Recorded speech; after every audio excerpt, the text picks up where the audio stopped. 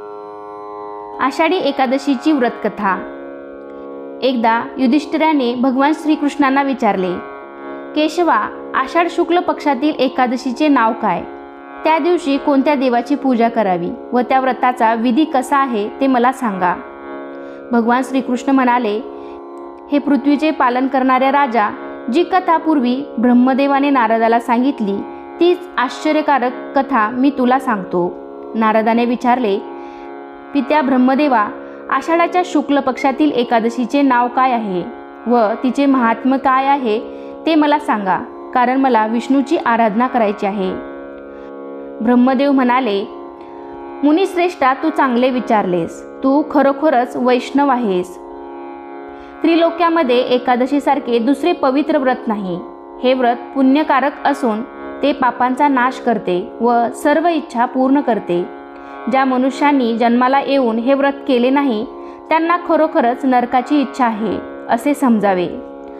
आषाढ महिन्यातील शुक्ल एकादशी पद्मा किंवा शयनी या नावाने प्रसिद्ध आहे। ऋषिकेशाच्या प्रीतीकरता या एकादशीचे उत्तम व्रत जरूर करावे। आता मी तुला या एकादशीची पुराणातील कथा सांगतो। ही कथा फक्त ऐकल्यानेही महापापाचा नाश होतो। पूर्वी सूर्यवंशामध्ये माधंता नावाचा राजा होता। तो चक्रवर्ती, सत्यप्रतिज्ञ व प्रतापी होता। तो आपल्या प्रजेचे पालन धर्माने व स्वतःच्या औरस पुत्राप्रमाणे करत असे। त्याच्या राज्यात कधीही दुष्काळ पडत नसे व कोणालाही कसल्याच आदिव्याधी नव्हत्या। त्या राजाच्या कोषागारात अन्यायाने मिळवलेले धन थोडे सुद्धा नव्हते। तो अशा प्रकारे राज्य करत असताना पुष्कळ वर्ष लोटली। एकदा राजाच्या पूर्वजन्माच्या पापामुळे त्याच्या राज्यात 3 वर्ष पाऊस पडलाच नाही। त्यामुळे सर्व प्रजाजन वैतागले व भुकेने आर्त झाले। राज्यात धान्य अजिबात नसल्यामुळे देवयज्ञ, पितृयज्ञ, अग्निहोत्रे व वेदाध्ययन हे सर्व बंद पडले।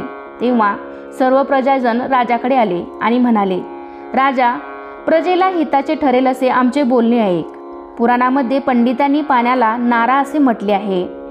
तेथे पाण्यातच राहण्याचे भगवंताचे घर आयन आहे, म्हणून तर भगवंतांना नारायण असे म्हणतात।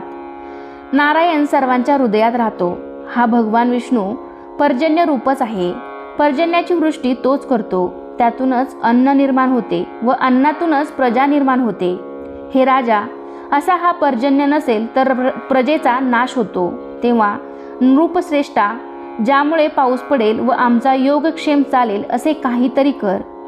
राजा म्हणाला, प्रजाजनांनो, तुम्ही सांगितले ते अगदी खरे आहे। अन्न हे ब्रह्मस्वरूपच आहे। सर्व चराचर जग अन्नामुळे स्थिर आहे। सर्व भूतमात्र प्राणीमात्र अन्नातूनच निर्माण होतात। जगाचे जीवन अन्नावरच चालते। पुरातन व लोकांच्या तोंडून मी असे ऐकले आहे की राजाच्या अन्नचरामुळेच प्रजाजनांचे दुःख भोगावे लागते। मी सूक्ष्म बुद्धीने विचार करीत आहे। मी काही पाप केल्याचे मला आढळले नाही, तरीही प्रजाजनांचे हित व्हावे म्हणून मी सर्व प्रयत्न करीन। राजाने असा विचार केला आणि विधात्याला नमस्कार करून व बरोबर मोठे सैन्य घेऊन तो गहन वनात गेला। तेथे तप करणाऱ्या श्रेष्ठ मुनींच्या आश्रमांना त्याने भेटी दिल्या। त्यावेळी त्याला ब्रह्मदेवाचा मानसपुत्र असलेला अंगिरा ऋषी दिसला। त्याच्या तेजाने 10 दिशा उजळल्या होत्या। तो जणू दुसरा ब्रह्मदेवच आहे असे वाटत होते। त्या ऋषीला पाहून मांधाता राजाला आनंद झाला। तो रथातून उतरून त्याच्या पुढे हात जोडून एखाद्या सेवकाप्रमाणे उभा राहिला। त्या ऋषीने राजाला आशीर्वाद देऊन त्याचे अभिनंदन केले व राज्यातील राजा, प्रधान, मित्र भांडार, देश, किल्ले व सेना या राज्याच्या 7 अंगाविषयी कुशल विचारले। राजाने स्वतःचे कुशल निवेदन करून ऋषीचे कुशल विचारले। नंतर ऋषीने राजाला इकडे वनात येण्याचे कारण विचारले।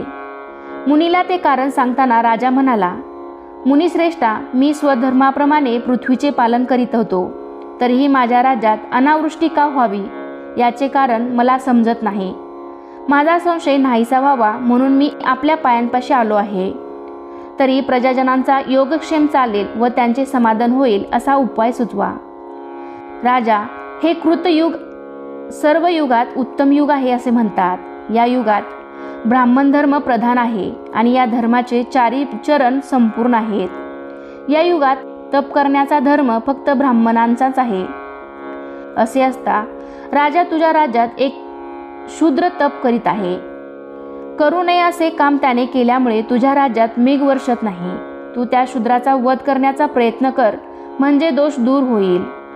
राजा म्हणाला, तपश्चर्या करणाऱ्या त्या शूद्राने माझा काहीच अपराध केलेला नाही. तो निरपराध असताना मी त्याला मारणार नाही. तरी दुष्काळ नाहीसा होण्यासाठी मला एखादा धार्मिक उपाय सांगा. ऋषी म्हणाले, राजा, असे असेल तर तू आषाढ शुक्ल पक्षातील पद्मा नावाच्या एकादशीचे व्रत कर. या व्रताच्या प्रभावाने तुझ्या राज्यात निश्चितपणे उत्तम वृष्टी होईल. ही एकादशी सर्व सिद्धी देणारी आहे व सर्व उपद्रवांचा नाश करणारी आहे. राजा, तू आपल्या परिवारासह व प्रजाजनासह या एकादशीचे व्रत कर. मुनींचे हे म्हणणे ऐकून राजा घरी परतला. आषाढ महिना आल्यावर त्याने पद्मा म्हणजेच शयनी एकादशीचे व्रत केले. ब्राह्मण, वैश्य, शूद्र या चारी वर्णांच्या प्रजाजनांनीही हे व्रत केले. राजा त्या सर्वांनी असे व्रत करताच मेघांनी वर्षा सुरू केली. सर्व पृथ्वी जलाने भरून गेली व थोड्या दिवसातच शेते पिकांनी शोभू लागली. ऋषिकेशाच्या प्रसादाने सर्व लोकांना सौख्य लाभले. याकरिता पद्मा एकादशीचे हे उत्तम व्रत अवश्य करावे. हे व्रत ऐश्वर्य व मुक्ती देणारे व सर्वांना सुखदायक आहे. या एकादशीचे महात्म्य वाचल्याने किंवा ऐकल्यामुळे मनुष्य सर्व पापातून मुक्त होतो.